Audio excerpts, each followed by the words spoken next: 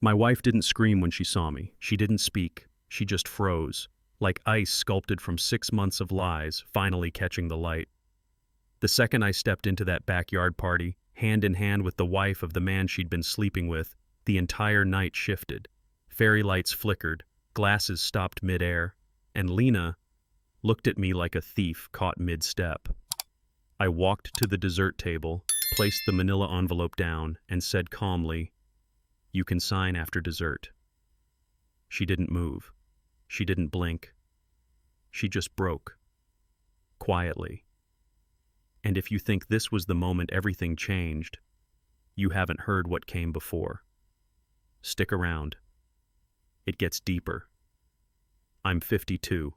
I keep airplanes moving. Not glamorous. Systems, alarms, ductwork, the stuff no one notices until it fails. My hands are nicked and clean at the same time. Soap can't hide metal. Mornings I stand on the porch with a black coffee that tastes like clockwork. Out here in suburban Colorado, the fences are straight, the lawns are clipped, the cul-de-sac turns quiet after 7. You can set your watch by the sprinklers. I married Lena 14 years ago. Back then we were a team, her voice in every room, mine steady in the background. She was the spark, I was the ground. It worked. We didn't need fireworks. We had groceries, Saturday fixes, a couch dent where we both fit. Then the edges shifted. Her calendar grew teeth. Fundraising, she'd say, sliding on a dress that didn't belong to weeknights. New perfume lived on the hall tree.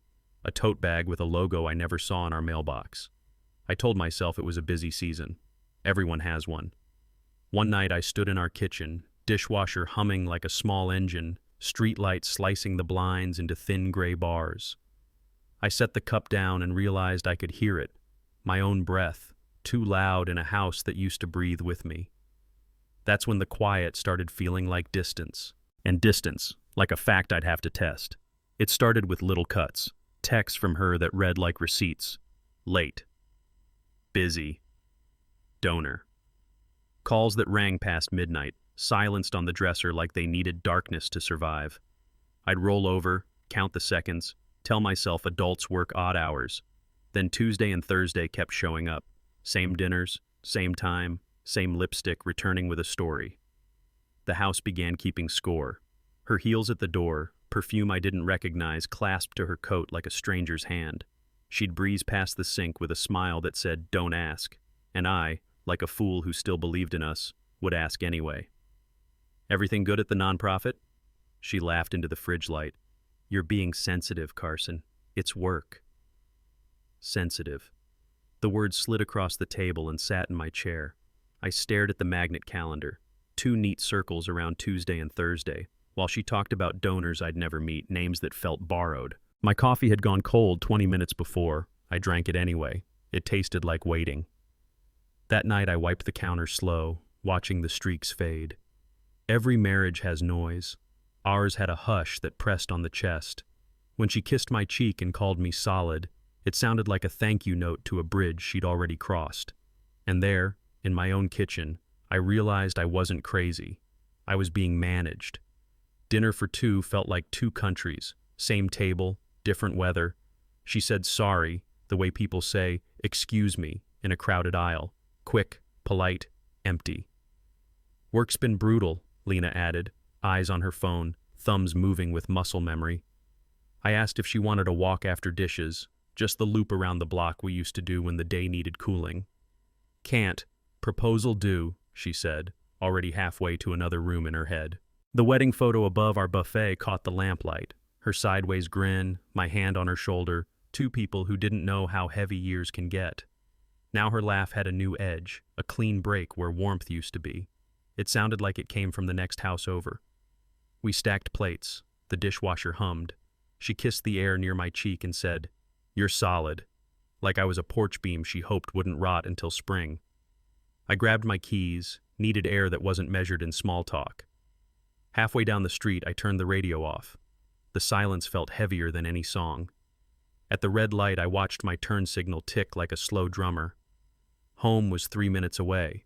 I wasn't sure what waited there, only that the quiet was starting to say more than we did. The house was dark in that dependable way, porch light on, the hall a thin ribbon to the kitchen. I microwaved old coffee, watched the clock blink 10:59 to 11 o'clock, green digits that didn't care about anybody's marriage. The first buzz hit like a tap on the shoulder from behind. Unknown number. She's not eating alone. My chest tightened the way it does at the top of a flight of stairs you thought was shorter. Second buzz, immediate, like whoever it was could hear me breathe. Tomorrow, 9 o'clock a.m., Driftwood. Don't tell her. The time stamped itself in my head. 9 sharp, Driftwood, no warning. It felt less like an invitation and more like a clock starting. I stood in the kitchen with the overhead light off, only the fridge glow painting the counters. Lena's tote bag leaned on the chair, the charity logo smiling at me like a dare. I thought about all the explanations I'd swallowed, the way donor dinner had become a password to end every conversation. My hands weren't steady. The cup clinked against the sink. I read the messages again, slow. Tomorrow at 9, no more guessing, no more arguing with a smile. It was a map with one turn and a finish line. I opened the reply, typed 3 letters, stared at them until they felt like a decision. Okay, Driftwood smells like cinnamon and old wood. The floor talks when you walk on it. Acoustic guitar hums from a corner speaker like it's trying not to intrude. I picked the back table, the one with a scratch shaped like a small river. I kept tracing it with my thumb, trying to settle the noise inside my chest. She came in 5 minutes late. Tall, pale green eyes, tired but sharp. "I'm April," she said, sitting without asking. "My husband's Owen. He's been seeing your wife." No padding, no apology, just the sentence I'd been circling for weeks, handed to me like a plain envelope. I stared at the scratch, then at her hands wrapped around a cheap ceramic mug. "You sure?" It sounded weak even to me. April slid her phone across the table. Photos, timestamps, dinner reservations, a hotel receipt. I didn't touch the screen. I just watched the pictures switch like a deck someone else shuffled. The room felt smaller. The guitar fell away. I could hear the barista steaming milk and a kid laughing 2 tables over, life behaving like nothing was wrong. April didn't lean in. She didn't sell it. She just held my stare and waited. My mouth was dry. My jaw hurt. I swallowed and nodded once. We get to the truth. We didn't make speeches. We made rules. Alternate days. Never together at the same place twice. Park far. Use reflections. Windows. Mirrors. Chrome bumpers. Keep distance. No hero moves. She'd watch Tuesdays. I'd take Thursdays. Weekends only if patterns demanded it. "Don't tell Lena," she said. "I won't," I said. "Don't tell Owen," I added. She shook her head. He wouldn't hear it anyway. We built a folder, time, date, address, 8. File names that read like coordinates. Photos went in, screenshots, reservation emails, a side account for sending things we didn't want to see next to grocery lists. A prepaid number for one purpose only, short texts, no chatter. We didn't promise vengeance. We didn't promise each other. We weren't a romance or a riot. We were 2 adults who'd run out of patience with guessing. She called it clarity. I called it air. Out by the parking lot, the wind came off the street and carried the smell of rain. April looked at me like a partner does before a risky job, measured, not dramatic. We didn't hug, didn't smile. We just stood there 1 extra second, like we both knew the next weeks would move fast. I held out my hand. She took it. Grip firm. Once, and done. "Thursday," I said. "Tuesday," she said. We let go. Valet only. Cones bright as little warnings. A hostess in black moves like a metronome, opening and closing the door on laughter and money. I stand across the street where the glass turns the dining room into a fish tank.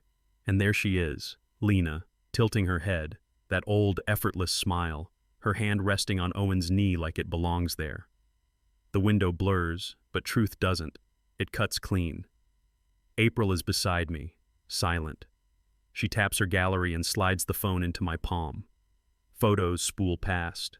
Wine, hands, checks, timestamps, the neat math of betrayal. I don't zoom. I don't need angles. I need air. Perfume hits the sidewalk when the door swings, then fades. Somewhere near my ankle, a car leaks oil in slow, dark drops. They lean in to share a joke I won't hear. He touches the rim of her glass like he's practiced. She laughs like she remembers who she used to be when it wasn't with me. The hurt is dull and steady, not a stab, more a pressure. My jaw finds a grind and stays there. I let a breath go like a weight I'd been holding too long. Across the glass, they don't look up. That helps. It means the next step is mine. Patterns repeat when people get comfortable. Tuesday again. Different block. Same dance. The Marriott side entrance glows a tired yellow, like it's seen too much and learned to keep it.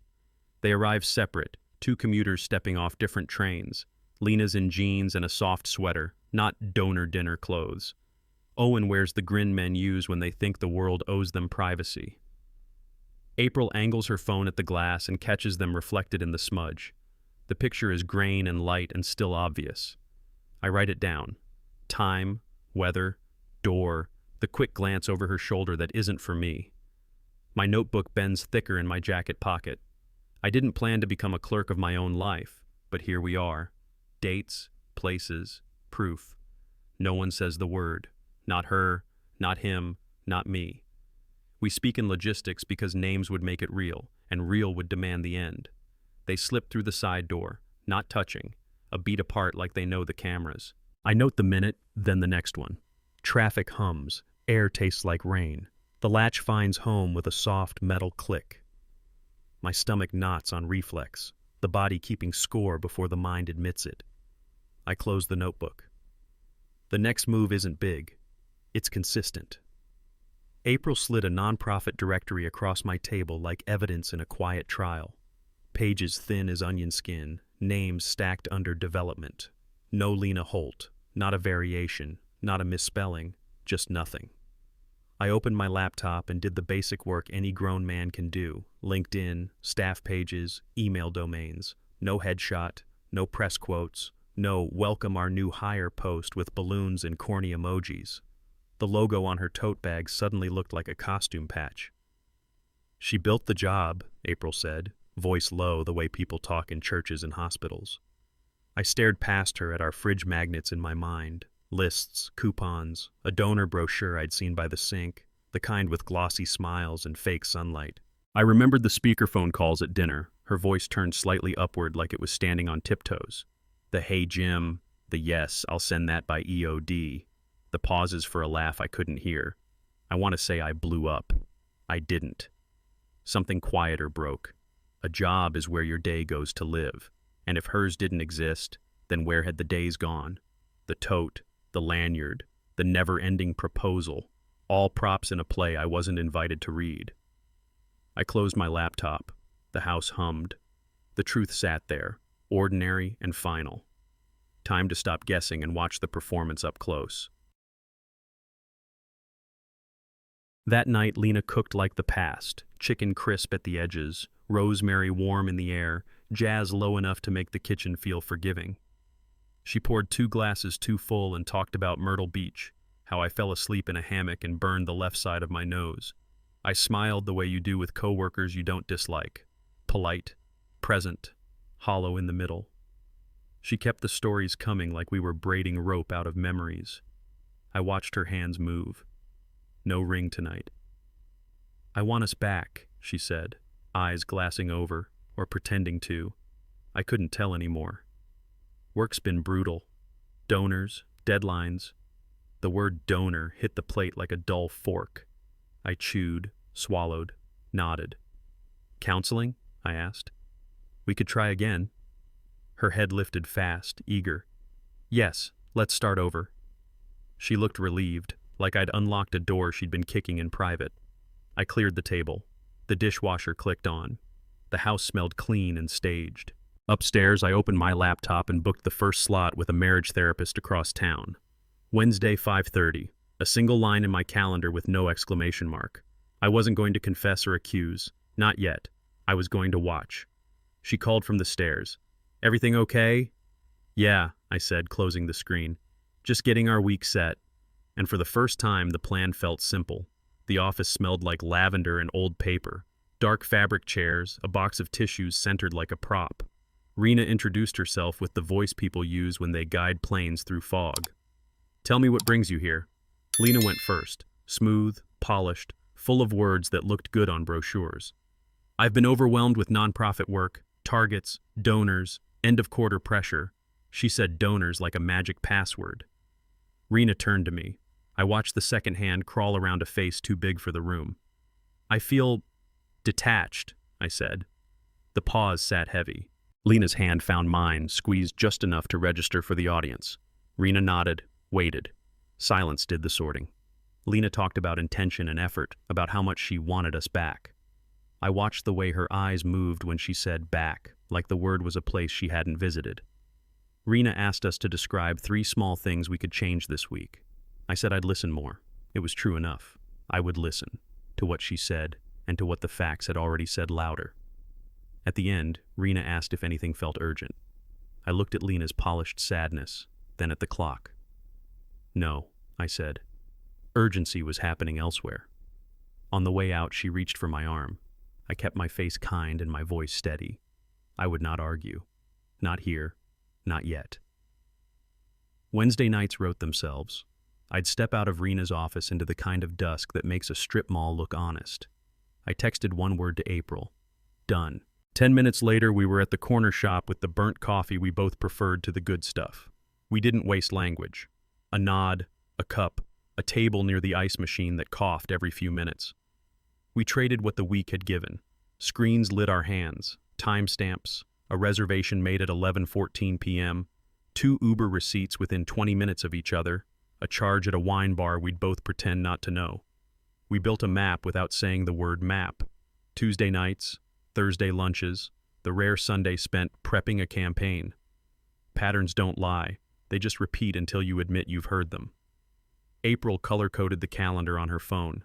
I kept a paper notebook that folded like a wallet. Between us, the truth started to look organized. We didn't talk about forgiveness or revenge. Logistics only. Next steps, angles, distance. I told her Rena thought we needed 3 small changes. April smirked without humor. "We made one," she said. We stopped guessing. We sat in the hum of fluorescent light, both of us older than last month. I closed the notebook and felt its weight. "How far is enough?" I asked.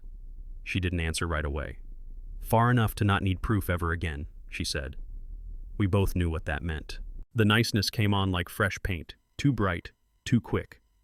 Lena started folding the duvet with hotel corners, pressing my shirts like we were hosting company. She called me patient, smiled like a student trying to read the teacher's face. I thanked her, because that's what decent men do, but the thanks felt like a receipt I didn't remember agreeing to. At dinner, she asked specific questions about my job, names, and projects she'd never cared to hold before. When I answered, she watched me, not the answers, as if my pupils might confess something my mouth wouldn't. I cleared plates, kept my voice steady, let the fork hits sound normal. Later, I stepped into the bathroom without my phone. 20 seconds. When I came back, it lay face down on the coffee table, screen too clean, her posture too still. She met my eyes a breath too fast. "You left your phone," she said, neutral. I slipped it into my pocket. "Thanks." We didn't talk about it. That was the loudest part. She dialed up the warmth the way you turn a thermostat to chase a draft. But warmth isn't the same as heat. I could feel the calculation under the kindness, the way a fisherman feels the line even before the tug. In bed, backs turned, I counted the ceiling breaths until sleep. Something had shifted. Not in my favor, in my focus. April shared a drive we named the way people name wounds. Plain, practical, receipts. Inside were folders that read like coordinates. Tuesday, Thursday, Marriott, wine bar. Each held proof with a pulse. Timestamps, addresses, the quiet geometry of 2 people who thought patterns were invisible if no one spoke them out loud. There was a cabin reservation, 2 nights, off-season, guest 2 listed as Lena. A grainy photo under a table, Lena's hand on Owen's knee, the gesture so easy it made me feel old. 2 Uber rides within 15 minutes of each other, starting blocks apart, ending at the same street. An email alias tied to Owen that existed for one job only. Booking rooms, booking dinners, booking lies. I scrolled past screenshots of text threads that didn't need context, jokes that landed without me, plans made in a tone that used to live in my house. Every file was a small, clean cut, not a stab, a slice. Enough of those and a man bleeds without a scene. I leaned back, let the chair take the weight. The hum of the fridge, the distant bark of a neighbor's dog, the normal life that keeps running while yours lists to one side. I closed the folder, let my hands flatten on the table to stop the shake. I didn't need more. I needed next. I said it out loud to an empty room. It's time. Lena floated the idea like a peace offering. Weekend getaway, just us. Mountains, a little cabin, the kind of brochure life people post when they want witnesses. I said sure, and didn't block the time. Let it sit on the calendar like bait. 2 days before, I canceled with a calm voice I didn't have 6 months ago. She smiled without teeth. Next time. There was calculation behind her eyes, the kind you feel more than see. Later, when she was in the shower, I passed the family calendar on the wall. Saturday, donor dinner. Thin black ink, neat as a lie that's learned to dress well. The word didn't sting anymore. It sorted. I washed a plate, dried it, watched the kitchen window hold my reflection, a man who finally understood the difference between reacting and deciding. The old me would have picked a fight, demanded answers she'd never give. The man in the glass set a plan and kept his voice even. I texted April. Patterns hold. Be ready. She replied with a pin drop and a single word. Tuesday. That was our language now. Days, doors, proof. I lay in bed, motionless, counting the ceiling breaths until her side of the mattress cooled. I wasn't jealous. I was busy. The next move wouldn't be loud, it would be accurate. And it would start in a parking garage. Level 3 smelled like dust and old rain. Wind whistled through the concrete ribs. Fluorescent lights blinked the way tired men blink, late and a little guilty. April leaned on the pillar, black hoodie up, eyes forward. There, she said, chin tilting. Side door. They arrived like commuters from different cities. Lena first, jeans, soft sweater, hair pulled back into the version of herself no donor has seen. 10 steps later, Owen, hands jammed in pockets, that loose grin people wear when they think privacy is a birthright. They didn't look at each other until a pillar broke the camera's view. Then a quick alignment, and on they went, separate enough to fool amateurs, close enough to fool themselves. April raised her phone, used the glass panel by the exit to catch a reflection. Grainy, tilted, perfect. I wrote it down. Time, level, door, the rhythm of their steps. Split tactic. A way to be together while pretending to be alone. I'd use something like it at work. Redundancy, failover, systems that hide the seam. The metaphor landed too clean. They rounded the stairwell and disappeared. No flinch, no rush. Like Wednesday night had become their living room. Somewhere above us a fan kicked on. My stomach waited to lurch and didn't. The beat in my neck found even ground. I closed the notebook and slipped it back inside my jacket. Consistency wins slow wars. Next Tuesday was already written. We waited in a half-lit garage cafe that sold bad coffee and cheap peace. April talked about insurance the way people talk about weather. Premiums like pressure systems, claims blowing in after storms. I told her about dawn on the runway, the green centerline lights snapping awake and a straight shot of discipline. 2 jobs built on risk and what you do when things go wrong. We dodged the word thanks. It felt too big, like it might tip the table. Plastic chairs ticked against the concrete floor, a small, honest sound. She asked about my hands, why they were always nicked. I asked if she slept. She said not well. I said me either. We weren't performing grief. We were putting it where it could stand without falling. Between sips, we watched the entrance, said each other's names less and less, like the work itself named us. She scrolled and color-coded. I wrote and underlined, Tuesday, Thursday. The rhythm had a pulse you could set a watch to. Then something stupid tripped us. A meme about non-profit meaning no profit for the husband. She showed it like a secret. I exhaled through my nose, then laughed, real and short, the kind that shakes dust off a shelf. She followed, hand to her mouth. For 10 seconds, the room wasn't a waiting room. It was just 2 people not entirely alone anymore. Drizzle stitched the windshield. The car fogged at the edges like a photograph that hadn't finished developing.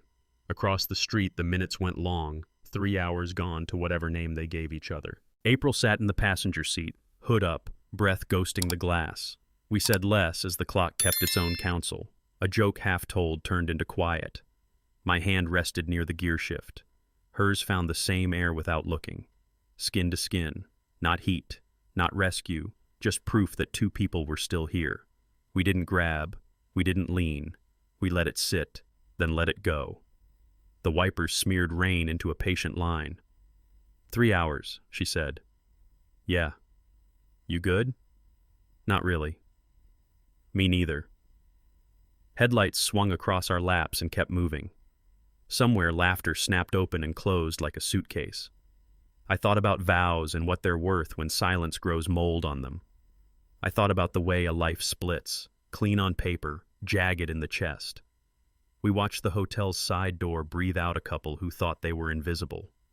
The clock turned once more. My phone buzzed with nothing that mattered. I felt the urge to move toward April, to make a new problem to solve an old one. I gripped the wheel instead. We keep it clean, I said. She nodded. Allies, she answered. The word landed. We both let the car go quiet again, and it held. She set a carrot cake on the table like a peace treaty. My favorite, heavy with spice and icing done right. How's the Jenkins project? She asked, nailing names she's never kept before. I answered plain. No reward, no penalty. Just facts laid out like tools on a bench. She watched my face more than my words, like she could crack me with eye contact. I kept my tells off the table. Fork down, napkin folded, breathe easy. When she laughed, it sounded rehearsed. Warmth poured from a cold pitcher.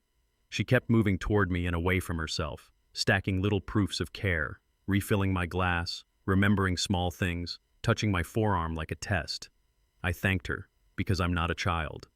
Then I let the thanks sit, no extra, no hook. No, she asked if I'd be home by 9 tomorrow. Probably, I said, and meant nothing by it, or everything. The room settled around my refusal to be guided. Her smile slipped, quick as a card trick. She recovered, changed the subject, adjusted a placemat that didn't need adjusting. Silence moved in like weather. Not angry, not even loud, just heavy. She's always played offense. Tonight she met the kind of defense that doesn't swing back. When I cleared the plates, she finally looked unsure. That's when I knew. The quiet, my quiet, had started to scare her. Text at 5:12 p.m. Meet tonight. Important. The park by the dead fountain, the bench that always leans left. Wind pushed dry leaves into small conspiracies at our feet. April sat with her hands buried in her jacket sleeves, eyes steady, mouth set. She slid a folded slip of paper across like it might burn if held too long. Positive. The word was small. The meaning wasn't. My chest pulled tight, same way it does before a storm that won't show on radar. She didn't look at me right away. I'm not asking for anything, she said. You don't owe me. You just deserve to know. I nodded because talking felt like walking on a cracked sidewalk. One bad step and down you go. We watched a runner pass, headphones in, life untouched. A kid tossed bread at pigeons and missed. The fountain coughed and stayed broken. April's voice softened. I'll figure it out. She meant alone. She meant she's done being carried. I stared at the paper again. Thought about the last 3 hours in the car last week, the way our hands found each other and let go. Thought about the math of mistakes and the math of decency. I'm not walking away, I said. Quiet. Final. Her throat moved like she'd swallowed a stone. She nodded once, eyes bright but dry. Phone buzzed in my pocket. Lena. Late tonight. Donor dinner. I put it back without answering. April looked at me. So what now? Now, I said, we don't blink. I'm not a knight. I'm a husband who got lied to. Armor won't help you sign papers, and swords don't fix a mortgage. But I can be decent. I can own the part that's mine. What I ignored, what I excused, the quiet I mistook for peace. I don't owe anyone my silence anymore, not her, not the story we rehearsed to keep the neighbors comfortable. I thought about my father's advice, be the man who shows up, and realized showing up isn't always staying. Sometimes it's leaving before your dignity does. I cleaned the kitchen, wiped the counters until the cloth came back clean. Then I sat with a legal pad and wrote what mattered in short lines. Dates, hotels, therapy, the night at Driftwood, April's test, my decision. The house felt staged, but the list didn't. It felt like weight put in the right places. I scrolled our shared calendar, saw donor dinner again, the ink too neat for what it hid, and let it pass like a weather report. I wasn't going to storm. I was going to file. I opened my phone, found a firm 2 towns over, quiet reputation, no bus bench ads. The receptionist asked for Wednesday. Sooner, I said. She found tomorrow at 10:30. I took it. I ended the call and set the phone down. Being a man, today, meant making an appointment.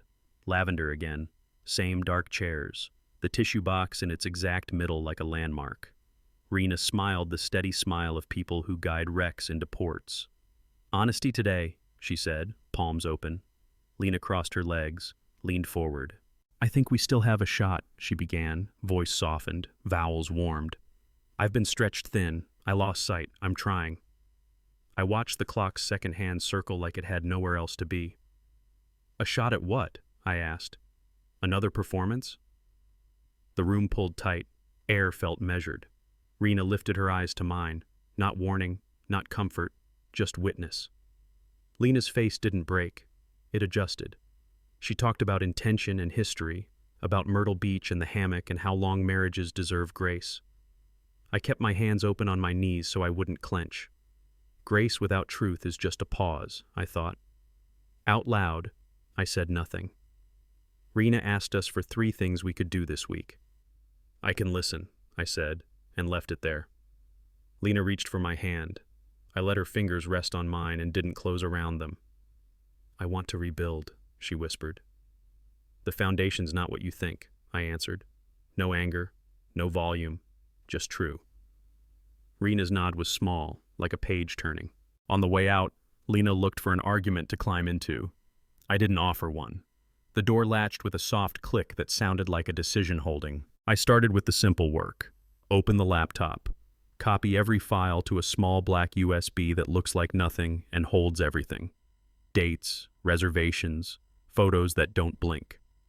I printed the petition, flagged the signature line with a red tab like a runway light. The printer hummed steady, spitting out an ending in 12 pages. I packed like a man changing shifts. 2 shirts, a razor, the good screwdriver set I always mean to keep together, chargers, toothbrush. The rest can rot or get boxed by someone paid by the hour. I spun the safe dial and opened the metal mouth. Wedding band, deed, insurance, papers that make a life official. I closed it and turned the wheel until it clicked, a quiet door on a room I won't sleep in again. At the kitchen table, I placed 1 blank sheet in front of me, a letter that could be apology or goodbye. I stared until the lines in the wood looked like maps. I didn't write.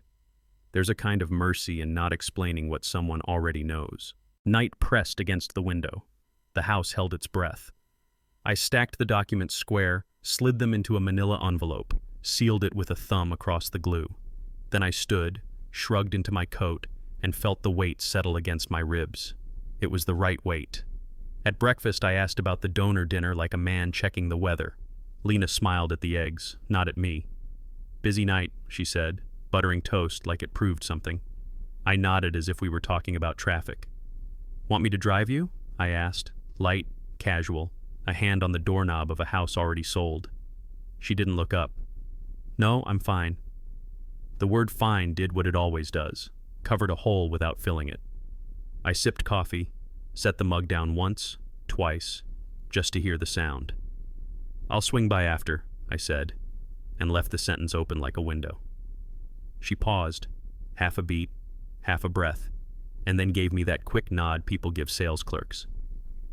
Okay. That half second was the tell. A flicker of calculation, a flash of checking angles. The calendar on the wall held the same neat ink it always did.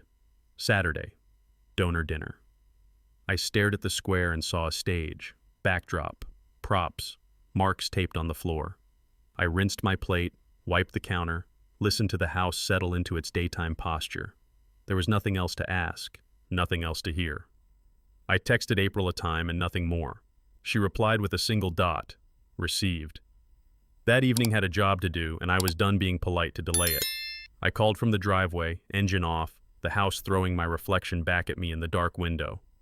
"You're coming with me that night," I said. "No warm-up, no hedge." She breathed once. "You sure?" "Sure. Owen will be there." "Good." Silence sat between us like a third line on the road, kept us straight. April wasn't a fantasy. She was the person who handed me the map when I was still walking in circles. "What exactly are we doing?" she asked. "We're telling the truth," I said. "Out loud, in daylight."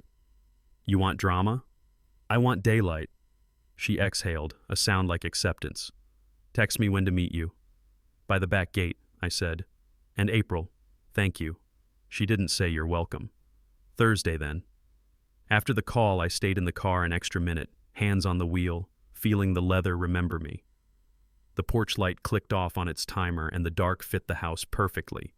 In the side mirror, I looked like a man done trying to be polite to a lie. Before I went in, I thumbed the manila envelope in my coat. It felt ready. Not heavy, ready. I sent one text. Thursday, 8, back gate.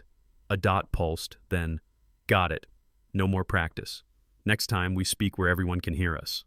I booked a trim at the same barbershop I've used since before smartphones. "Tighter," I said, and meant more than hair. The cape came off and I looked like a man who'd stopped postponing himself. Back home, I shaved clean, put on the gray coat that fits like someone measured the honest version of me. Left inside pocket. Manila envelope, squared and calm. Keys in hand, I paused at the mirror by the door. For once, I didn't see the guy trying to pass a stress test. I saw the man who writes the questions. I slipped the ring into the dresser bowl where loose screws go. The click sounded true. Outside, the evening had that pale Colorado light that makes every edge sharp. I drove slow past the same maples and mailboxes I've waved at for 14 years. Tires hummed the familiar route. My hands stayed easy at 10 and 2. The radio came on out of habit, morning show replay, voices filling time. I shut it off halfway down the block. I wanted the sound of my own breath, steady and unhurried. The envelope rested against my ribs like a metronome. Left turn signal. Right at the stop sign. No hurry, no flinch. Men talk about gut instinct like it's magic. Tonight it was simpler. The noise was gone, and what remained was direction. Laughter ran like a low engine. Grill smoke and expensive perfume tangled in the air. From the sidewalk, I could hear names tossed around like appetizers. Lena's among them, bright, practiced. I texted April. "Come 10 minutes after me." She replied with a single dot. The clock on my dash slid to 7:59, then 8 o'clock, clean as a starter pistol. I cut the engine and listened to the quiet that follows a decision. Back gate in view, porch string lights blinking steady, the soundtrack of people who believe their lives are exactly what they post. I took one breath, then another, the kind you count to keep your hands from shaking. Somewhere inside, silverware chimed, a cork popped. Someone laughed just a little too loudly. I pictured the buffet table, desserts crowded like trophies, plates stacked for refills. I pictured the envelope against my ribs, square and patient. 10 minutes is a long time when you're ready. It stretches, tests you, asks if you're going to blink. 8:01. I texted, "Back gate." No more rehearsal. I walked to the latch, felt the cool metal under my palm, and knew I was done living off guesses. On the other side of the fence was the life I actually had, not the one I'd been told. I closed my fingers around the handle and pulled. The hinge sighed. We stepped onto the deck, me first, April a pace behind, into a backyard dressed up like certainty. Conversations stalled mid-smile. A fork hovered, a laugh clipped in half. Fairy lights stitched white needles across faces that suddenly didn't know where to look. Lena turned. The freeze was instant. Her glass tilted, caught, steadied. Owen tried to stand and almost didn't. I kept moving, measured, polite, an invited man who finally brought what the party forgot to plan for. My coat opened. The envelope came out flat and quiet. I reached the dessert spread, pie, cake, a plate of cookies shaped like leaves, and made room with a gentle slide. The manila sat there like a silent siren. I didn't raise my voice. I didn't point. "Evening," I said to no one and everyone. "Lena." Her name felt like a doorbell. Eyes ping-ponged between us. April didn't posture. She stood steady at my shoulder, the simplest truth in the yard. Owen's jaw worked. Someone in the crowd whispered, "Oh my God," like the room needed a cue. I tapped the red tab peeking from the envelope. "There's a place for your signature," I said. Calm, final. "After dessert is fine." Glasses touched tables. The music forgot its beat. In the slow collapse of small talk, I felt the steady thump of my own pulse, and for once, it wasn't asking permission. I slid the envelope forward. "These are the papers. They just need your signature." No heat, no echo, just a sentence that lands and stays. Lena's lips parted. "Don't do this here," she whispered, voice fraying on the edges. "Here is exactly right," I said. "This is where the story kept getting told." Owen's hand twitched toward her sleeve, some reflex of ownership or rescue. She yanked away like the fabric burned. The crowd tried to pretend they weren't watching and failed. A fork chimed against a plate and never settled. Someone breathed out, "Oh my God," the way you do when the plane drops 5 feet and you pretend it's normal. I kept my hands in view. No pointing, no sermon, just the weight of simple nouns. Papers, pen, truth. "After dessert," I added, tapping the red tab. The word "after" felt like mercy and a deadline. Lena looked smaller and sharper at the same time. Her eyes searched my face for the old version of me, the man who would crack and retreat. He wasn't home. I'd left him where the guessing lived. Behind me, April held steady, a fact on 2 feet. Music hiccuped and died. The backyard shrank until every breath felt shared. No one moved. The air pulled tight as a drumhead. I didn't push. I didn't fill the silence. I let the truth do what it does when it finally has a microphone. Words climbed Lena's throat and stalled. Explanations looked for sentences. None arrived. I didn't rescue her with an argument. That's how we got here, me carrying the weight she set down. I opened the envelope and laid out what mattered. A photo in a window's reflection. A Marriott charge at 9:47 p.m. 2 Uber receipts that raced without knowing. A cabin booking. Guest 2. Lena. I didn't narrate. I placed them like tools on a bench. Faces around us stretched from interest to recognition. The neighbor who lends ladders. The couple who hosts Super Bowl Sundays. People who know our dog's name and not our life. Their eyes did the math faster than they wanted. Owen tried a smile that didn't have a job anymore. April didn't flinch. She wasn't here to humiliate. She was here to confirm. I let the stack breathe, then looked at Lena, not unkind. The truth doesn't need a raised voice. It needs air. "You don't owe me a performance," I said. "Not tonight." She shook her head, a small, helpless move that belonged to some other woman from some other house. The yard waited for a script to resume. There wasn't one. I gathered the pages but didn't hide them. "We all know what we did," I said quietly. "It wasn't menace. It was inventory. And inventory ends with totals." Lena finally found a sentence. "Was any of it real?" Not loud, not staged, just the kind of question people ask when the script runs out. I didn't blink. "Ask which version of you is talking." Owen shifted back half a step, the universal move of a man who just discovered gravity. I folded the envelope once, clean, and slid it toward her. It stopped against a plate of cookies shaped like leaves. No one reached. Not her, not him, not the helpful friend who usually fills silences with napkins. The music tried to restart and thought better of it. I could hear the skewer on the grill hiss, that small domestic sound that always pretends everything's fine. "You'll say I blindsided you," I said, voice even. "But you've known the truth longer than I have." Her chin trembled, then locked. I wasn't hunting tears. I wasn't hunting anything. We were at totals now. Owen cleared his throat. April didn't move. The backyard felt smaller, like the fence had crept in while no one watched. I tapped the red tab with 2 fingers, almost kind. "After dessert is still fine." No one argued. No grand speech arrived to save the room. That's when I knew the job was done. I turned. The boards under my feet answered. The night waited. Cool air met me like lake water after a long day, honest, steady, indifferent to names. The porch bulbs buzzed behind us, a tired halo over a scene that had finally said its piece. Somewhere shoes slapped wood, a quick run that wanted me to stop. I didn't turn. The gate latch clicked into its keep like a period. April fell in beside me without asking. Steps matched, shoulders square. We didn't trade victory lines. The backyard door shut and took the party with it. Laughter vacuumed, music erased, the smell of sugar and smoke left to finish by itself.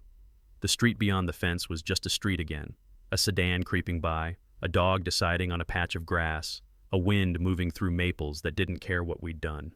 I breathed and finally heard it, the quiet that belongs to you, not to a lie. My coat felt lighter, even with the envelope resting like a finished tool. April glanced over once, checking that I was still on my feet. I was. We reached the sidewalk where the string lights couldn't follow. Stars hung above like they always have, not impressed, not offended, simply there. We stepped out from their glow and let the dark take us the way only truth does, without applause, without permission, forward. I set the envelope on my own kitchen counter like a finished job and cracked the window. Night came in clean, cool air, a distant dog, a truck shifting gears somewhere down the hill.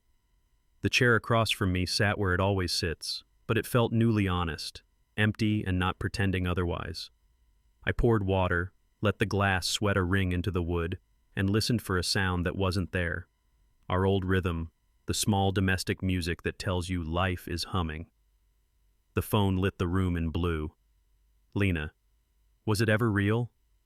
5 words that try to pull you back into the courtroom where feelings are lawyers and memory is evidence. My thumb hovered over the keyboard, and for a second I saw the entire trap: defend the past, debate the definitions, lose the night. I locked the screen. The question can live without my oxygen. Truth doesn't always arrive as a speech. Sometimes it's the door you don't reopen. Wind threaded the blinds. The envelope didn't move. I stood there long enough for the house to stop expecting anything from me. A siren wailed somewhere far off, faded, died. I turned off the kitchen light and left the window cracked. Let the air answer her. Let the quiet finish the sentence I didn't need to write. Morning put a clean edge on everything. I built small towers of leaving. A few books I'd actually reread. A mug with a hairline crack I liked anyway. A framed photo that didn't lie. Cardboard flaps sighed. Marker squeaked. Kitchen, living room, keep. The last box I labeled memory and taped shut before I changed my mind. The garage door rolled up and poured light onto the concrete like a flood you could stand in. A neighbor waved a 2-finger hello, the kind men use when they know better than to ask. I lifted each box into the trunk with a care that felt like respect, not grief. The house watched from every window. I didn't stare back. The drive was short, just long enough to let the old route introduce me to the new man using it. Past the school zone, the gas station, the stand of maples that throw perfect shade in July. The lake showed itself between roofs, flat, sure, unbothered. At the apartment, the hallway smelled like paint and someone else's takeout. I set the boxes inside, shut the door with my hip, and looked at the simple square of space that would be mine for a while.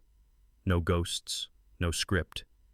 The key turned in the fresh lock, click, like a small machine choosing forward. The days stopped arguing with me. Mornings, I took the bike path along the lake, gears clicking, breath steady, a cool stripe of air down my throat. Evenings, a chair by the window, a paperback that doesn't fix anything and doesn't try. At work, the runway lights woke on cue, green down the spine, whites on the edge, like discipline laid out in bulbs. I liked that. Systems that keep their promises. I thought less about a person who wasn't here to notice. The phone sat face down and meant nothing. Coffee went back to what it used to be. No sugar, heavy cream, hot enough to remind you you're alive. I ate simple, slept hard. When 5:30 showed up, it found me already finished with night instead of wrestling it. The apartment learned my sounds. Keys on the counter. Shower at 6. The hum of the fridge like a low friend. I didn't chase meaning around the room. I let the room be a room. Some afternoons I'd text April a stupid photo, geese blocking traffic, a sign misspelled, and she'd send back a small laugh you can read even without audio. I didn't mistake peace for victory. Peace is its own thing. It showed up quiet and on time, like a train you stop doubting once you've seen it arrive enough mornings in a row. Inside, the noise finally stepped back. Room 204 wore the morning right, light through the blinds and clean bars, the kind of quiet that belongs to rooms where new things breathe. April sat propped up, hair gathered without trying, a bundle wrapped in pale blue resting on her chest like the world had finally agreed to go gentle. The monitor kept a soft count, a steady metronome that measured us all. I stepped in and didn't say a speech. "Perfect," I said, because sometimes the smallest word is the only one that fits. April smiled with the kind of tired that means you did something worth it. No one brought up hotels or lies or paper. We didn't need ghosts to hold the door. She nodded at me, a permission I didn't take lightly. I washed, dried, and put my hands out like a man about to receive an answer. The weight surprised me, not heavy, just undeniable. Warmth moved into my palms and made a home. Eyes fluttered under thin lids. A tiny mouth made a shape like it was practicing the word yes. I didn't think about what we were to each other. I thought about being steady. I thought about oxygen and rent and showing up. I breathed slower so he'd have a rhythm to borrow. The monitor beeped, the sun climbed another inch, and I realized a simple truth men forget when the house is on fire. There's life after paperwork. This was it, asleep in my arms. "You can stop by any time," April said, not as a test, not as a trap, just a line laid down for a man to step over if he wants. I nodded. No promise, no claim. We both smiled because we didn't need a title to be human. Her eyes didn't perform. They held steady the way good chairs do. I eased the blanket higher under the baby's chin and felt his breath warm my knuckles. "You're okay," I said to nobody in particular, maybe to all three of us. I handed him back, palms slow, palms open. A nurse checked a monitor. Wheels squeaked down the hall. The room smelled like hand soap and second chances. We talked about nothing important, parking, the cafeteria coffee that somehow tastes like cardboard and relief. When I stood, April just nodded like we'd both agreed to live in the present tense. I didn't say call me. She didn't say I will. We let the decent thing speak for itself. In the hallway, the floor shone like a lake under lights. Elevator ding, soft and plain. When the door closed on 204, it did it gently, a small mercy I felt in my ribs. Outside, the sun had that end-of-morning angle. I breathed it in. A door closed. Something inside me didn't. Night turned the apartment into a quiet I could hear. The lake pushed a thin, clean breeze through the window screen, carrying that cold water smell you only notice when you're sober enough to be grateful. On the counter, my phone lit the room blue. Was it ever real? Again. I typed answers that could have been closing arguments. Yes, once. No, not like this. Real doesn't mean forever. Each line felt like volunteer labor for a job I don't work at anymore. I erased them, tried shorter. Take care. Stop. Please. Deleted those too. The screen waited like an open door in winter, draining heat. I set the phone face down and watched the glow bleed out around the edges. Picked it up. Put it down. That old muscle still wanted to explain, to tidy the past so it wouldn't rattle at night. But truth didn't need my paragraphs. It had dates, keys, a lease, a life that starts at 6 o'clock a.m. with coffee heavy on cream. Wind lifted the corner of a receipt on the table. The fridge kicked on like a low, friendly engine. I thumbed the power button and held it until the screen went black. Not dim. Gone. Silence came in. I let it stay. I used to think silence kept a house standing. Keep your head down, fix the hinge, pay the bills, swallow the noise. Turns out silence, at the right moment, doesn't save the house. It saves the man inside it. I didn't beat anybody. I just stopped losing myself. The papers will do what papers do. Locks will change. Routines will rewrite themselves without a meeting. Truth doesn't heal you on contact. It clears a path you can finally walk without explaining every step. Mornings come the same way they always did, only now they belong to me. Coffee the old way, no sugar, heavy cream. A bike path that shows up whether you deserve it or not. A phone that stays dark when it needs to. I don't owe a courtroom speech to the past. I owe a steady pair of hands to the man in the mirror. There's no victory parade here, just forward. Groceries, rent, work done right. A baby I'll hold again when I'm asked. A woman whose eyes don't perform. A quiet that doesn't negotiate. Truth isn't forever, but it's enough to start again. Because sometimes, saving yourself doesn't mean fighting louder. It means walking away softer. If you saw even one version of yourself in mine, say it. Out loud. Enough is enough. Comment, me too. Or choose, forgive and rebuild, or walk away and reclaim your peace. Drop your answer below. And if you're ready for the next chapter, stay with me. We're just getting started.